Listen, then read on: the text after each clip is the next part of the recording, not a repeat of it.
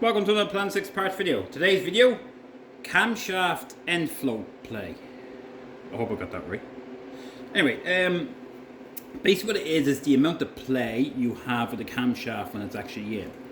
Now, funny enough, even though you have your keeper here, right? So, let me go before I get ahead of myself. How it works is when the camshaft is in, we'll put the keeper on, and basically when it's tightened down, we're going to see how much play the camshaft actually physically moves. It's allowed wobble so much to say the end. However, even though this is a solid piece of metal, did you know you can actually adjust it? You can actually adjust the amount of play. Theoretically, anywhere from 2 to 10. So you can actually adjust it to be in range. And I'm going to show you. I know it seems odd, but it actually can be done. And it's actually done through the nuts. So, first of all, before we go anywhere, what we want to do is make sure the actual cam is clean. So you want to make sure that we cleaned inside the groove here, or the channel. Make sure that's clean. And then with our keeper, again, we want to make sure that in here is nice and smooth, it's clean, all along here is smooth. If you see any fissure, cracks, or chunks or anything, get rid of it, get a new one. So, now what you can do if you want, because it's metal on metal, what I like to do personally is I get the tiniest bit of bearing grease, just a smidge. Basically, I just have a tiny smidge.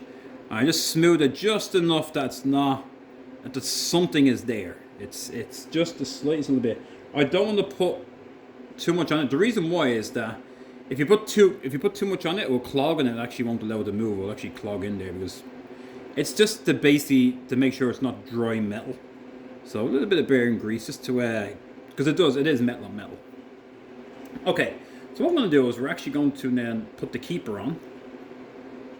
I'm going to tighten it in. Now, when I say tighten it in, there is no theoretically there's no torque settings for this part. I've looked through the book and I haven't seen a torque setting. So if there is, by all means, let me know. It's just not in the manual I have. I know some manuals give information, others don't. For example, the manual I have doesn't tell me the journal size of the crankshaft, but yet apparently in the Haynes manual it does. So that's it. Now, here's an important thing to remember is that with this, you don't want to crank this tight. And this is what I'm talking about, the adjustment. If you go too tight, you're going to get not enough play. So what I've done is I was playing around with this to see where it goes. And I torqued these to basically 30 pounds. Because I couldn't find the torque setting, I'm like, well, I'll put in the 30 to see. However, when I did, I found that I only really had 0.2 of an inch play. That's not enough. It's meant to be between 4 and 8. So what I done was I backed them off a bit, and I found that the best way, and again, it's a choice. If you want to do it this way, if there is a torque setting, that's just not in my book. The best way I found to get the most results is treat it like a spark plug. So when we're putting it on, we're going to tighten it until the nut basically stops, and you know it stopped. I'm going to do quarter turn. That's it. You'll know when the nut gets to the end, and a quarter turn. So this one is a tiny bit more, alright? So it's not on very tight. Now, what we're going to do next is, you're meant to measure the gap that this can move in and out of. Alright? So it's meant to be between between 4 and 8 thousandths of an inch. So normally you use a feeler gauge. I'm not going to lie, I hate feeler gauges. I can't stand them. I hate using them because I'm never fully sure it's the right one. Well, what if I got a different one and put it in there? It's just, I hate it.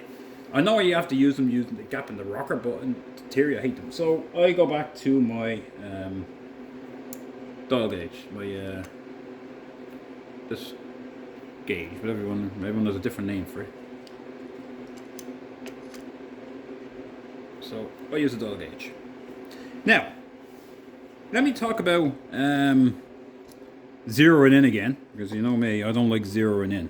So I'm going to do the same thing. I'm going to zoom in a bit so you can see the gauge. And what I'll do is I'll push it all the way in, and I'm going to pull it all the way out by hand, and we'll see where we are. Alright?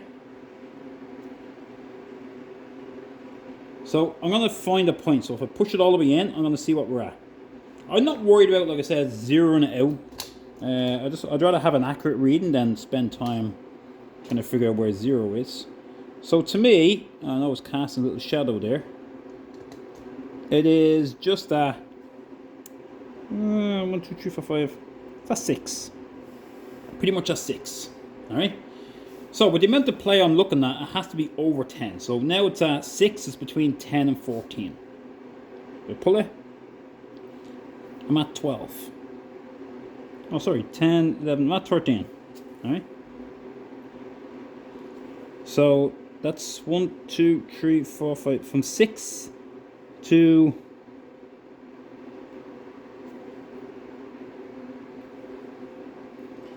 6, 10, 4, 5, 6. That's 7. All right, that's pretty close. All right, so 1 tau difference. Now, watch this. All right, I'm going to get the nut, and I'm actually going to. I know the gauge is on my way of doing this. I wanted to tighten it a bit more. All right, I'm going to give it a bit more of a tighten. Let me take this off for a second. Because what you find is that if you tighten these too much, you can actually stop the amount of end flow play.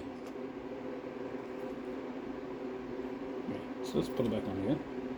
Now let's see where we are. So right now I'm at, it's shown 10, 11, 12 to pretty much 13. All right. If I push it in, I come back to 5, 6, 7, almost 8, right? Let's say 8, because we're going to go just before. So 8.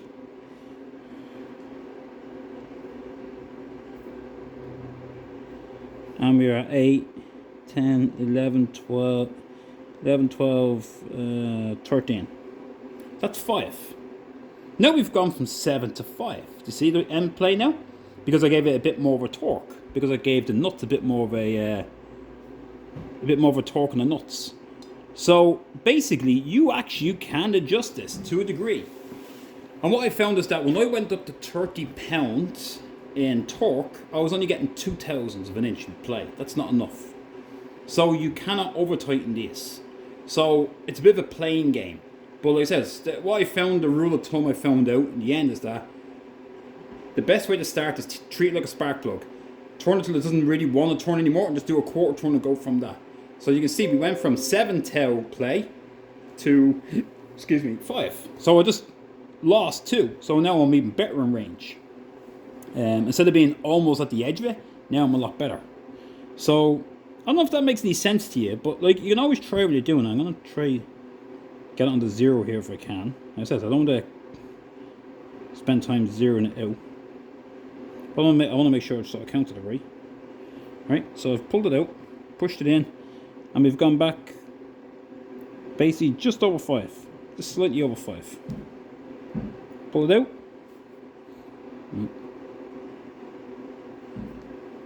So watch, and I push it. There you go. So we're at 5, which is good. That's exactly where we want to have the end flow. Nearer right in the middle. So obviously 6 is ideal, it's perfect between the 4 and 8. Now, if I was to tighten this again, and I'm going to show you this, because I actually want to show you is that I'm going to take this off again. I'm going to crank it a bit more. So I'm going to give it another quarter turn. Right? So now, I haven't done anything else other than the little quarter turn.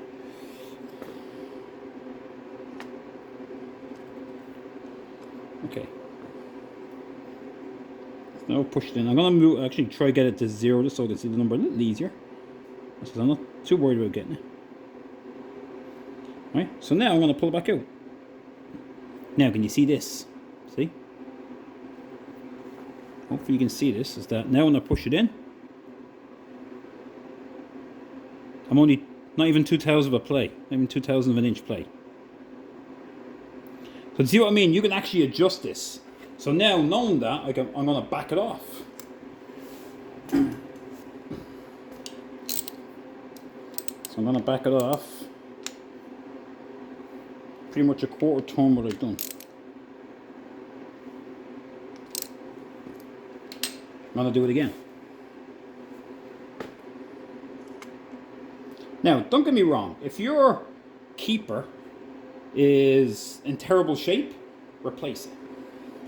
Just replace it, all right? So this time it just happened to be pretty much on 0 this time. And so here we go. Now we're up to 5. Look at that. It's pretty much a 0. 5. So just so you can see me actually doing it. Oh. So hopefully you can see there. So now we're at 5. Which is exactly where I'm going to leave it. So again, so it sounds odd, but that's why I don't like the feeler gauges, because how would you know you've adjusted it? You can only go with what you see static. It's a static one time, that's what it is. If it's not right, well, what do you do? Oh, well, I better change the keeper. Some people may say, hey, let's put another gasket on it to see if that fits. That's not going to work at all. So you can actually adjust it, and it's based on how tight you do them nuts. So, and again, I'm going this on that the book I have does not give me the torque setting. However, do I need it? No, because now, knowing that the keeper I have is in good shape, there's nothing wrong with it, there's no pitting or anything going along with it, so I know it's good. So now I've adjusted it that I'm within the range I need to be. Obviously, between 4 and 8, so 6 is the best, 5 is good, so that's where I'm looking at.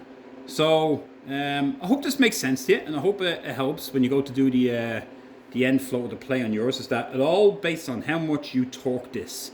So, to me, do it like a spark plug. Just do it once, quarter turn, and go from there. If it's too much play, if you're near the 8, give it a bit more and work your way in until you get where you want to get. So I hope this is helpful. And like I said, maybe there is a torque setting on it. Maybe there isn't. But like I said, I know that this is tight enough that's not coming off. There's a tiny bit of grease in it, so I know it's going to be lubricated. It's clean. And yeah, so I'm happy with that. To know there's enough end float play, or whatever you want to call it, on the cam, that it's exactly in range the way it should be in the book. So I hope this is helpful, and like I said, any comments, questions, concerns, by all means get in contact with me. Maybe you don't agree with this, maybe a different way of doing it, that's fine. This is just me.